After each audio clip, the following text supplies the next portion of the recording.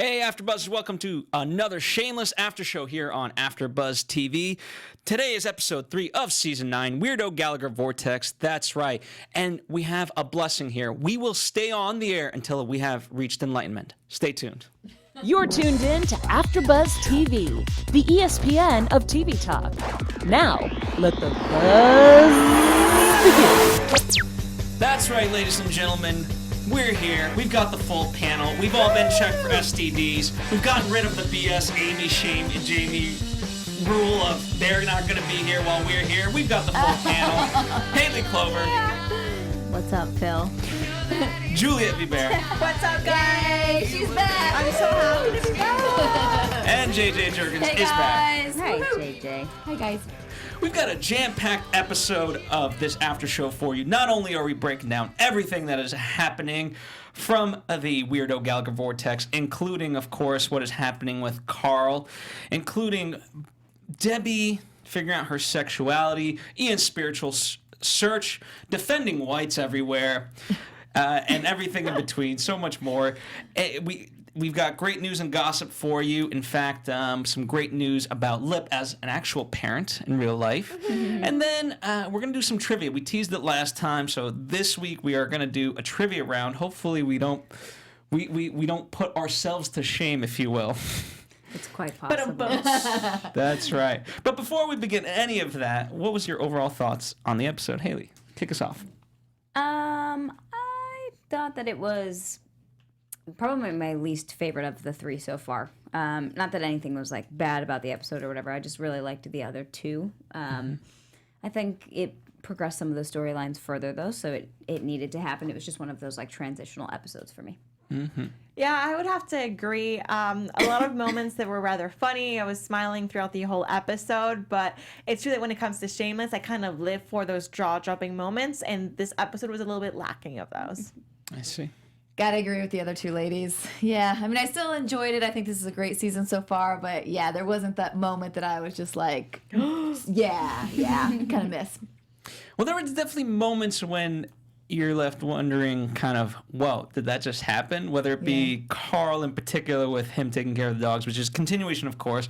But then Lip certainly had a, oh my God moment. Yeah, and I think the reason that it wasn't, we saw it in the previews from last week for this week, so we knew he was going to do that, which I think is why it wasn't so like, oh my God, I can't believe he just did that. It's because we were expecting it. We just didn't know how it was going to happen. Well, the how was definitely shocking.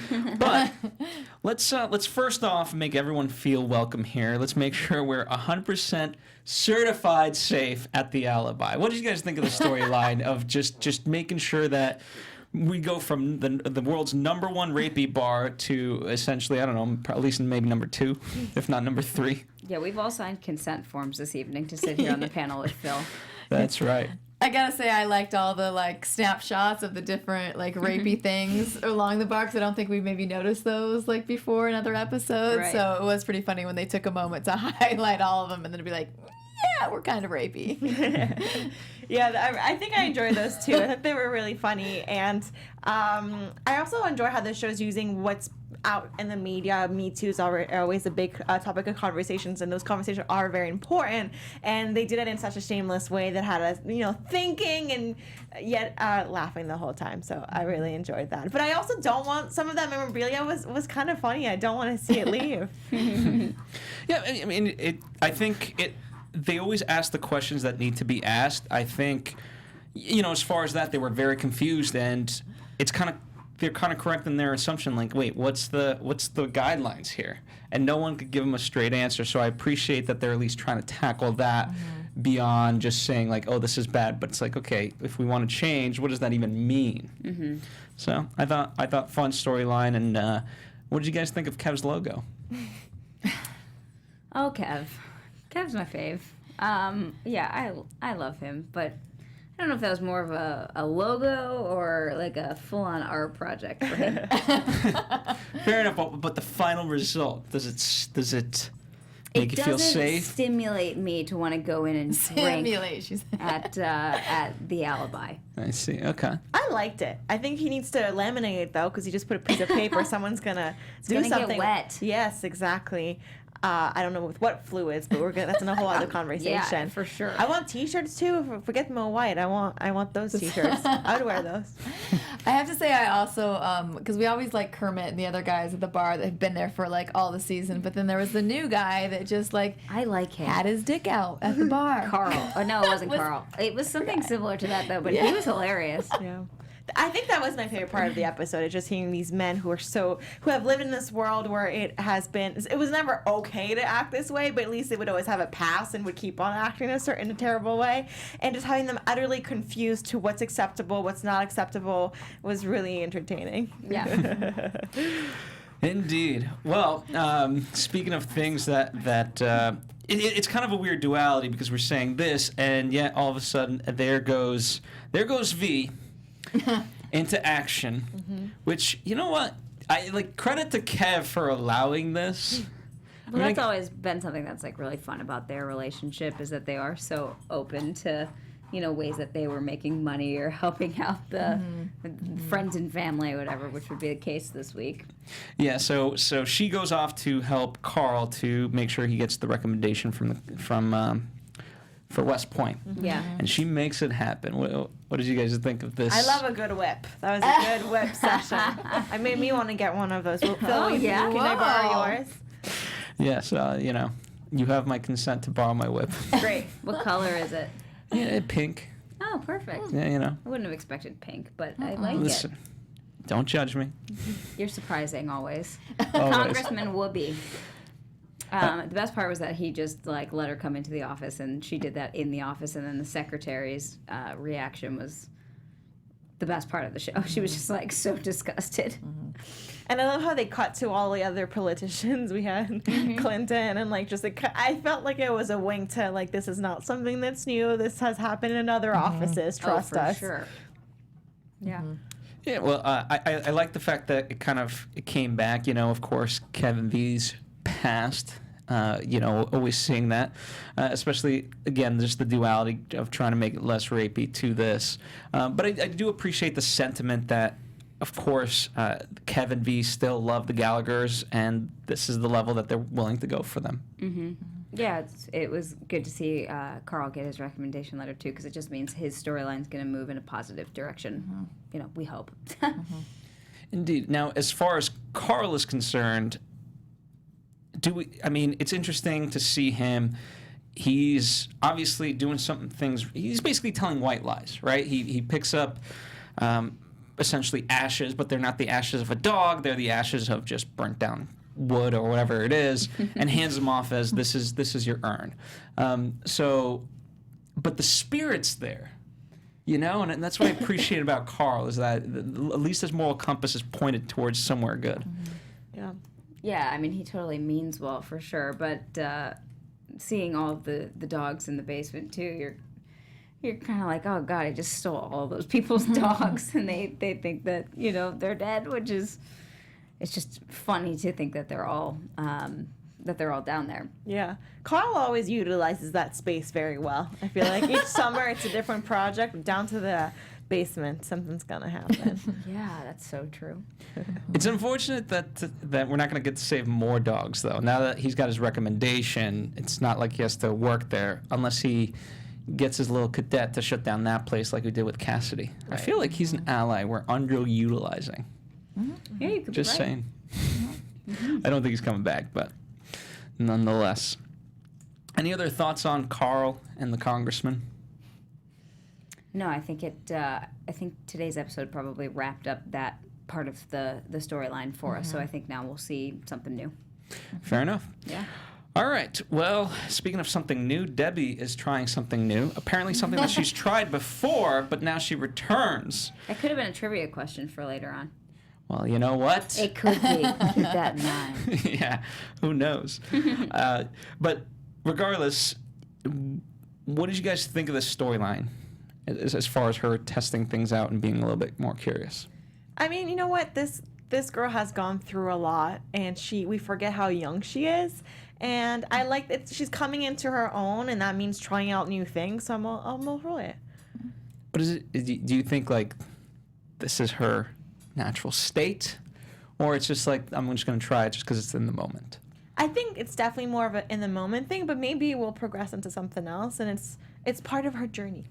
All right. JJ, what about you? Yeah, I agree. Like, I like it. Like, I don't dislike it. I like that she has another, female there on her side working with these guys. So it's enjoyable to me. Yeah, for her, I think it's very much a passionate relationship because she has somebody that believes in the same things and is working towards the same type of goal. And I think for the first time maybe in a while, she feels kind of recognized for who she is. And so I think that's kind of turning into this relationship, which, eventually she may realize that's kind of all it was, and it wasn't a fully sexual, attraction. But who knows? And if it does turn into that, then that's great too. Well, what's interesting is that they paired up her and Ian because they, in a sense, they both kind of are preaching the same thing. And I was surprised that Ian revoked Debbie's sort of feelings on this. And it would be interesting to see Ian kind of team up with her overall goal because they're not that dissimilar, just slightly different ways. But I love the putting on the dicks on the car. Oh, that was awesome. That's great. The fact that they created a all-female workshop of dick creators was awesome. I think that's brilliant. I think that should be sold everywhere. I'm going to weld the dick onto your car next week. I am in So it was support. me. I am in support. Why do I get a dick on my car? Well, Why not? because someone needs a dick on their car, and it's going to be you. So, I don't know. I would Why love can't to it see be that all the- driving down the streets of LA. I would love it. There's Phil. Why can't it be all the assholes that do wrong? Well, it can be also, but we just have to practice on someone's car, and yours is here. So Oh, okay. Good for me. All right. I think Debbie calling out Ian was the most shocking part of that part of the episode for me. Because somebody finally directly said it, that you're not taking your meds, you're not on your meds. Because up until now, it's been, are you on your meds? Asking him a question that he's not answering. And she's straight up like, dude, you're just a bipolar Gallagher that's not on his meds. Save yourself. How about you do that first before you save everybody else? That's a good, that's a good point. Yeah. I'm very proud of Debbie. I'm very proud of her too as well. It's important. That's what Gallagher's spirit is all about, is telling it like it is, and he needed to hear that it was long overdue. Yeah, and so I guess let's kind of transition into that. Ian's on this spiritual quest, and he's asking all these questions. He's trying to find enlightenment, yet no one's given him the easy answer in a way, and... Well, gosh, is there an easy answer to the question that he's asking? I don't think so. But aren't these kind of religions all set up to answer that question? I mean, we're getting into some slippery territory here, but this is what the show is posing. Totally. I mean, I think they gave him the answers that you would expect. The Catholic priest told him to know the Ten Commandments, and the rabbi told him that he needs to read the 10 books of the Torah and all that kind of stuff. So I think they did give him the answers that you would have expected, but not the answer that he wanted, which was a definite do this, this, and this, and then Shim will talk to you.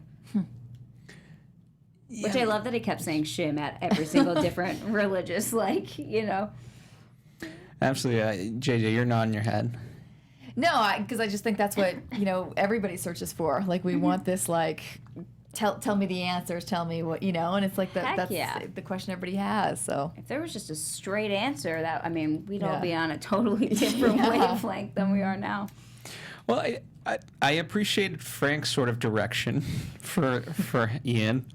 He kind of narrowed it down at least a little bit and just said, here's what you got to go for. That was a good Frank monologue. It was a very Frank, all of a sudden he talks somewhat intelligently again, and you're kind of like, oh my God, this guy is great. And then, he gives you and then you'll burn in hell. And you're like, yeah, that's Frank. Absolutely. But, okay, so let me ask you this. What is Ian missing in his life that he didn't have? He had a purpose before he went to jail. Then he had a similar purpose in jail. Now his cause is bigger than it ever was. We've never really touched base as far as him interacting with, let's call it his campaign managers, any one of those people. He's just kind of been soul searching, but for what reason? Well, He definitely doesn't like the fact that it's turning violent. I think in the beginning, it was just so much about love and equality and everyone, getting along. And even in jail, he didn't want there to be any violence in the relationships between everybody.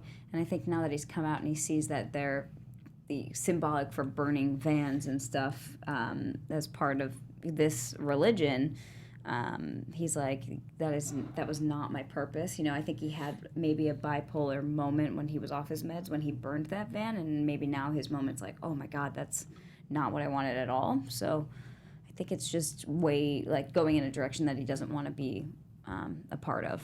Mm-hmm. Yeah, he's just trying to find himself in this world, and that's not easy for anyone, especially someone who suffers with bipolar disease. And I hope that honestly, all I want for him is to go back to being an EMT, because I think that's when he was at his best. And maybe use the following that he has, as you're saying, maybe there's a way to turn that around and have it less be about violence and more so about the core charity that this was at the beginning when he, way before he was gay Jesus. Yeah.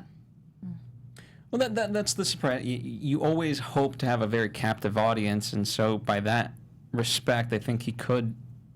He very much needs to communicate with them and say, hey, I had it wrong. This is not the way.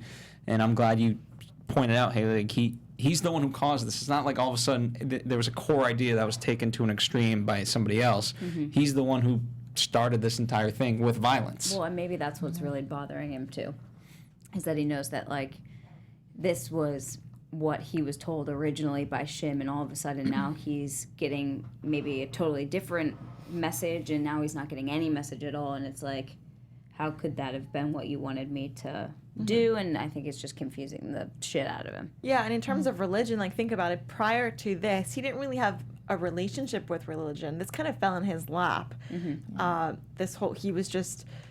He was fighting against for equal rights, and this came all together. So now he's probably trying to figure out, well, all these people have faith in me, I don't have much faith in myself, and I don't know if there is a higher power. I think it's just so confusing in this point. Yeah. See, what did I say? For almost a season and a half, I've been saying he's going about it the wrong way. Yeah. And he needs a mentor. He needs to study. And I think whoever sort of provides the example, I don't think it's going to be a traditional one. Right. Yeah, I want his ex-boyfriend to come back and put him back in the right track. Trevor? Mm-hmm. Good call. Certainly, we don't need Mickey back. No, although I just got 1,000 hate messages. Yes, we did. Sorry, Shameless fans. I'm sorry. I'm not sorry. I'm sorry. I'm not sorry. All right. We got our cameo last season. I don't think we get to ask for one again. Yeah, I don't think it's coming. No. Even if we ask for it. Yeah. Well, I hope that whatever Ian's searching for, he finds it sooner rather than later. And, just kind of as a quick side tangent, the Gallaghers have really been spread apart this season. Mm-hmm. They haven't had, usually we always get a party, that was always the thing. We got one party or something or other, certainly a dinner scene. And with the exception of breakfast for all of 30 seconds between people coming in and out, we haven't had that. Very true. I was thinking too, I know we'll get to this in a bit, but I was thinking how long it's been since we saw Fiona and V sit down and those two even talk or hang out in a scene. I was like, that feels like it's been forever. Yeah, times they are changing. Mm-hmm. Everyone's busy. That's true. Well, someone who's definitely busy is Frank this episode, because he is defending White. Oh boy. And okay, so I love the camp because it was defend White as part of the campaign slogan, and it just takes on so many interesting meanings. Number one, the racist side of it, but then number two, when we find out that he did something bad years ago, he's now got to defend White for another reason. So it's a whole thing, and I love that subtext. Yeah, very ironic campaign slogan. Mm-hmm. What did you guys think of this whole storyline?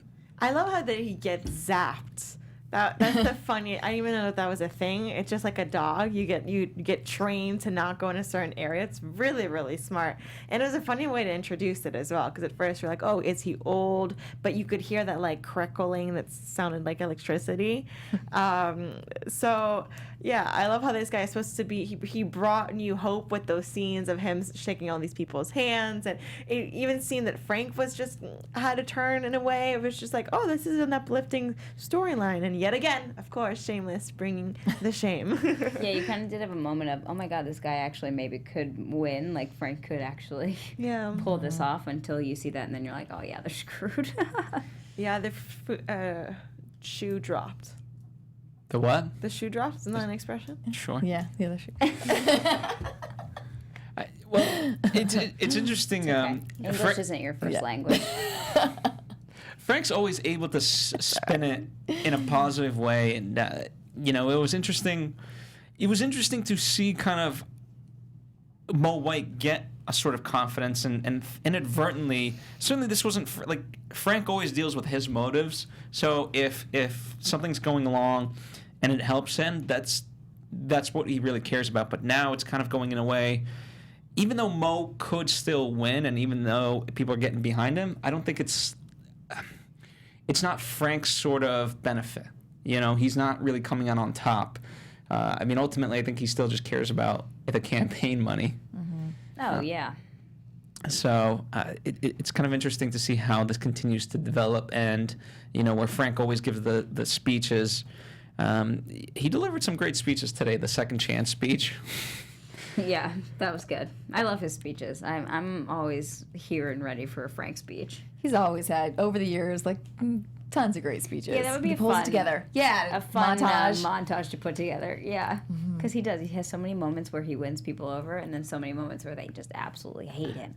And it's always absurd, but there's always, however, how much absurd it is, there's always nuggets of like, interesting. Okay, like it's a weird There's balance. some truth in there every time. Always, yeah. Well, he's able to take the truth and spin it for his own personal gains. That's what he's doing here. That's what he continues to do. But it's interesting to see how, I don't know, part of him, because Mo is able to also deliver somewhat of a good speech, he feels like he's being overshadowed. Certainly with, I forget the woman's name, but the one that was going to vote for Wyman because of the Martin Luther King art gallery, and that's not what we need. We need roads, not an art gallery. So I think it'll be interesting how their relationship develops. I think they're going to turn on each other. Oh, yeah. I don't think this is going to end well. I think he's going to get caught that he's stealing the money, or like this is not a good end.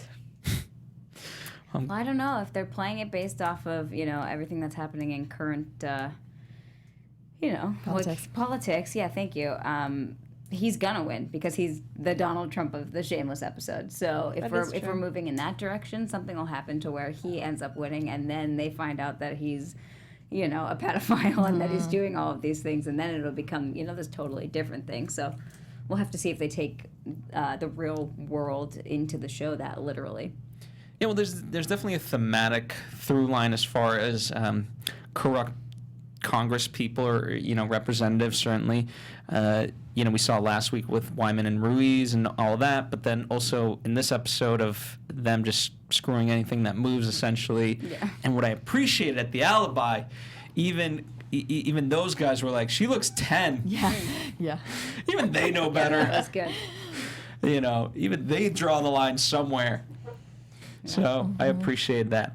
All right, speaking of campaign promises, we've got a promise for you, and we will deliver on it. Juliet, what promises do we have? Well, at AfterBuzz here, we promise to always deliver the best TV coverage. We like to think of ourselves as the ESPN of TV talk, from dramas to reality TV to competition shows to pretty much every genre you could think of. There's an after show for it, and AfterBuzz is the place where you need to go to get those after shows.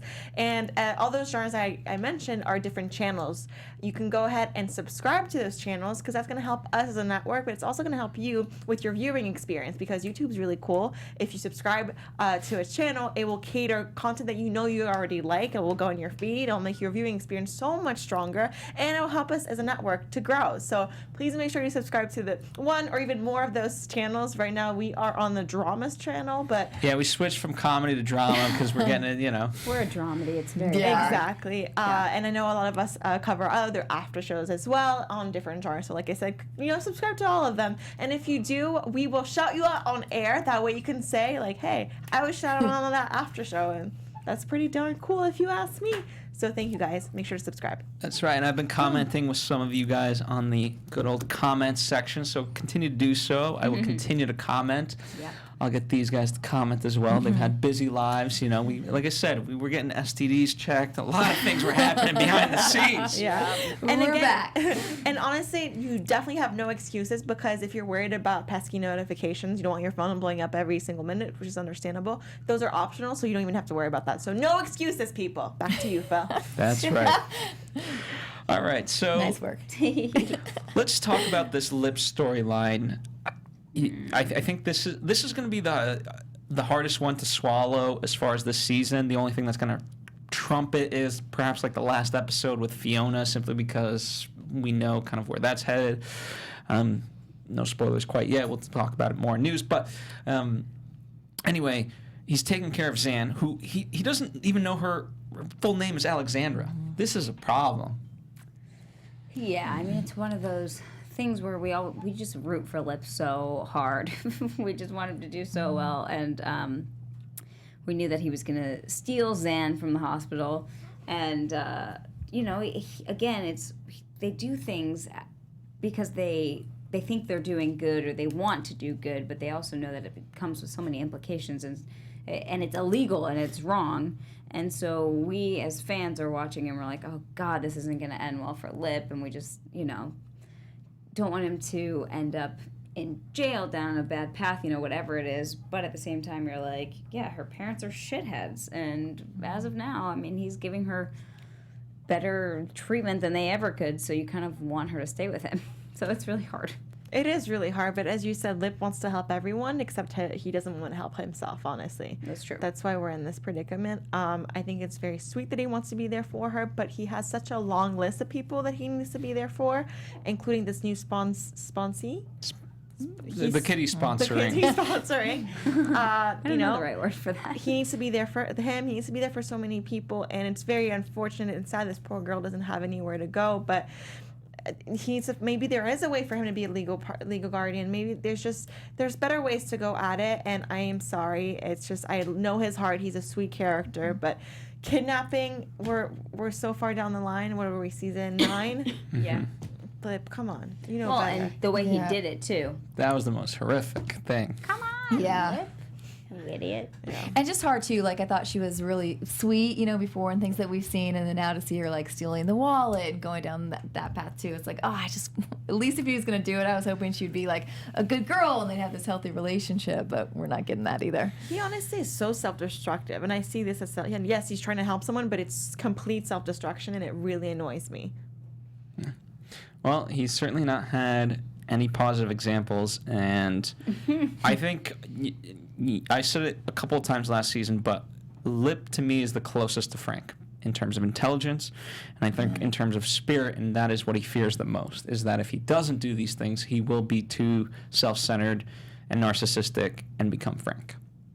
And that is what I think he fears the most. Yeah, I agree. But go back to school, Lip. Go back to school. No, I don't think we're getting that, unfortunately. Well, speaking of kids who've gone back to school, Liam he's writing cursive. He knows everything. I know, it's great. That one maybe hurts the most because you're like, he's so young. Who cares if they were taking the token black kid? He's in a good school. He's like loving it. He's learning a lot. And he is using his intelligence, though, to his benefit at public school by grabbing some protection from, the big kid in class. Todd. Yeah, exactly. Who was like from, the movie Benchwarmers, where the guy that's playing on this kid's, like the kid's team is like, looks 40 years old, and he makes his own birth certificate that says, I am 12 in crayon. That's like this kid. This kid looks like he's in high school easily, and he's with like all, 10-year-olds. Yeah. Yeah, but I'm glad Liam's got some protection from Cracker Girl. And I really like that he's still wearing like a uniform. He's wearing the same clothes every single day. Oh, he's so cute. Anything you guys want to add about Liam? I just like that he has that spirit. He's smart enough to have his survival skills kick in and figure out, okay, how am I going to scheme my way out of this? And He still is a Gallagher. Yep. He still has that bit of Gallagher in him. 100% he knows this is how you survive. You got to make some scams happen, and he scammed on. He sure did. Although I really wanted him to like become friends with the kid that got pushed. I think it have struck up a good friendship. What was his name? Tyrell? Yeah. Something along those lines. That was the best too. That was really funny. But it seemed like he wanted no part of it. He didn't care. He wasn't like, no, it's okay, don't try to make friends. He was like, gave him a nod, like, thanks, bruh. He did. I'm sort of surprised by that, for sure. All right, let's talk about Fiona and some guy, aka Brad. This went in an interesting direction. I mean, for the past couple episodes, we've seen tension between her and Brad, and it continues to build. You know, is she independent? What are they? And then he ends on this gesture. And you as women... Ford? Yeah. Not Brad. Brad's I'm that's the other sorry. side of lip. I just looked at my paper and I had Brad at the top. Ford. Ford, yes. I apologize. See, some guy. Yeah, exactly. So, yes, Ford. What do we think of him? Does his romantic gesture make up for all the past things? Did you guys even view it as confrontational? Was he right? Was he wrong? I don't know. Tell me. I'm like Ian. I need to know. I don't have an opinion on this one. Ladies. I don't know. I think before I respond, I kind of want to flip the script on you. What? Well, because you're your only male in this panel. Do you think that how would you react in that situation? Was he defending her? Was it fair? Like, you know, I want us to screw your opinion. Screw my opinion. Skew. Well, Or screw it. Yeah, you know what? Screw your opinion. I think no. I'm go just ahead. kidding. If you have an opinion, go I'm ahead. kidding. Go ahead. I think, you know, I think it's sweet that he's cautious, but he's never offering any sort of suggestion. He's always just shooting down ideas, and it's coming from a place of negativity. She's obviously proven that, yeah, she might not always make the best decisions, but overall, she has a good, successful record, especially as of late. And so, you know, just back the woman. Yeah, he's annoying me lately. It's like too much negativity for her. She's dealt with that her whole life. She doesn't need any of that anymore.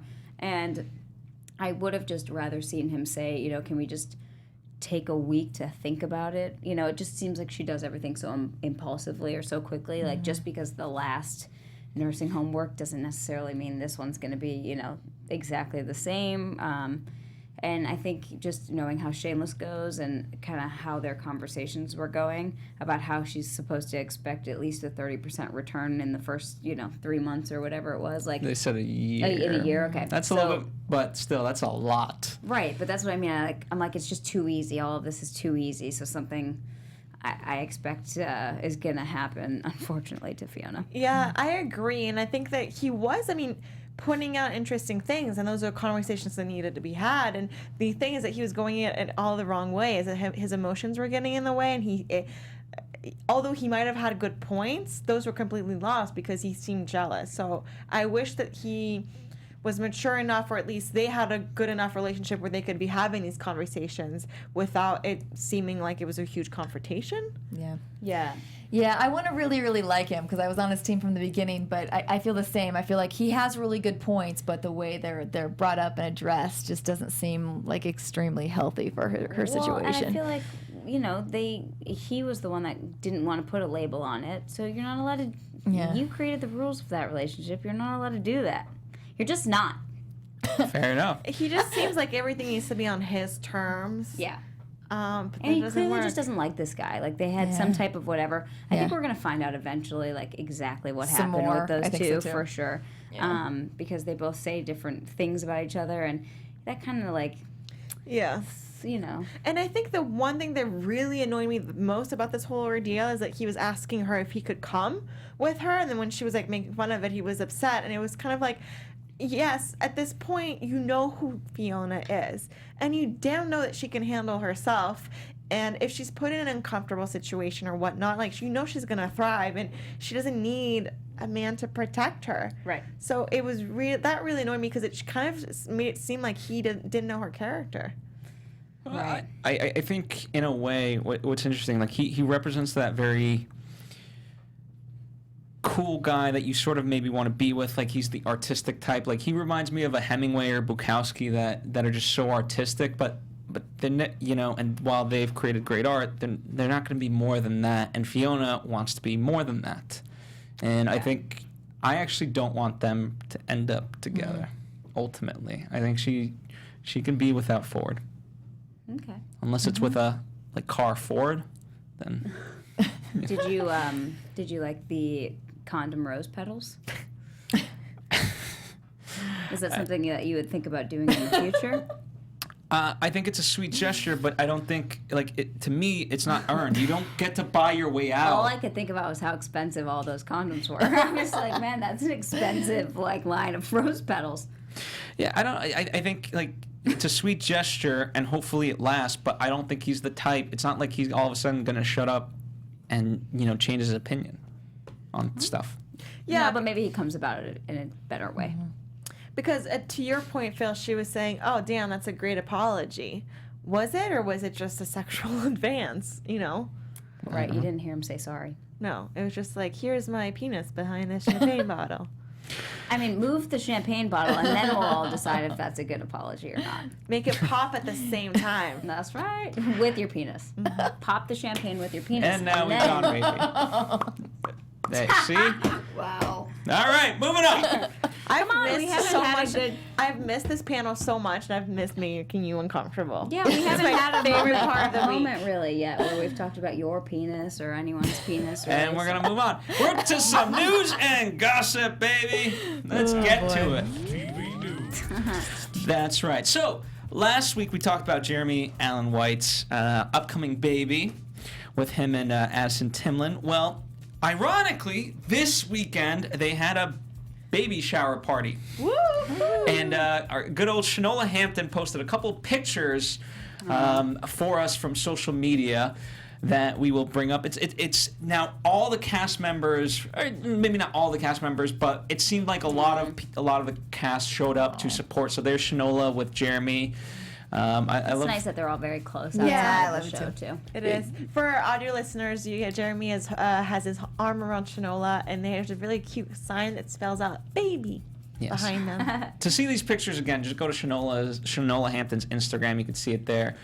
So there's the some of the cast members along with Addison. Aww, it's awesome how they truly are friends, and they're really supporting. People always say that they're like, "Oh, it's a great family," but acts like these really show everyone's there, every character. Everyone probably but Emmy because she lives in New York. But yeah, even William H. Macy's there. I love that he takes the time to do stuff with the cast too. I mean, God, he's been acting for so long and is just so successful that you feel like sometimes they don't take the time to go out or do those types of things. And from what we've heard from the cast and everything that's been here is that he's just an awesome guy.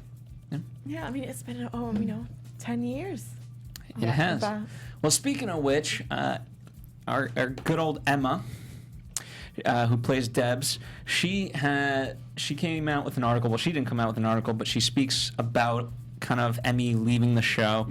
Now, there's not much there. She's just kind of overall thankful that Emmy has been a part of the show. She really helped her grow up into kind of the woman that she is now, and all those kinds of things. So, check it out. The article is somewhere. And we're gonna pull up the article for you in one moment. But as Phil saying, just Google it online. You'll find it. Yeah, I was gonna say that headline will be there. She just talks in support. Indeed, one of the more shocking things, kind of this season, that I wanted to let you guys know is that we're splitting up the season. So we're gonna get 14 episodes in total, but we're splitting it. So we're gonna get 7 and 7. It's gonna be interesting. Yeah. And so we're gonna go up until we have a mid-winter break. Yeah, we come back. I don't know the exact date in January, but we come back in January. So it'll be interesting to see that. Oh, the article was for Us Weekly, and she said I'm sorry. Well, that's what we just wanted to know. Yeah. It's Us Weekly. So go to search Us Weekly and Emma Kenny, and that will pop up for you. And there's a great picture of Emmy and Emma. She says that she's a powerful woman, and we support her, meaning the whole cast. That's right. All right, so before we talk about predictions for the 100th episode, let's play a quick round of spirited trivia. Oh boy. Now, I submitted the questions to our engineer. I did not read the questions, although JJ, being shameless, she looked at it. Now, whether or not she gets it right, we'll see. Until somebody tells me Cheater. not to peek, and then I'm like, oh, okay, I gotta peek. I mean, you could have just lied. Okay, well, know, you I can't look could've. at the TV right now either because we're going to see them. I'm so blind. Me too. I can't read that anyway. All right, so Josh in the booth, go ahead and... Hey, how's it going, folks? Hey, Josh. Alrighty, so the first question is, Frank Gallagher finds refuge at which neighborhood bar? The only one where he hasn't been banned. Starting off easy, the alibi. Yeah. Yeah. We'll play as a panel. Oh, sorry, that is correct. Yep. And by the way, so we're playing against you, the fans. There we go. So And- us versus the fans. And guys, make sure to They'll hop win. into our live chat so you can participate as well. And if you're listening on demand, play along as well. That's right. Alrighty, so here's the next question. Monica Gallagher bailed on her children when her youngest was only a few months old, leaving all of the children in care of Fiona, who had to drop out of high school to care for everyone. However, when Monica reappeared with her girlfriend Roberta in season 1, she had a dastardly ulterior motive. What do Monica and Roberta announce as their plans? They wanted to steal Liam. Yes, that is Ding, ding, ding, ding, ding, correct. ding, ding, ding, ding. Very good. Alrighty. So next question is, which Gallagher child is not Frank's? I Now, read you this would one s- today. You would think that it's Liam, but it's not Liam.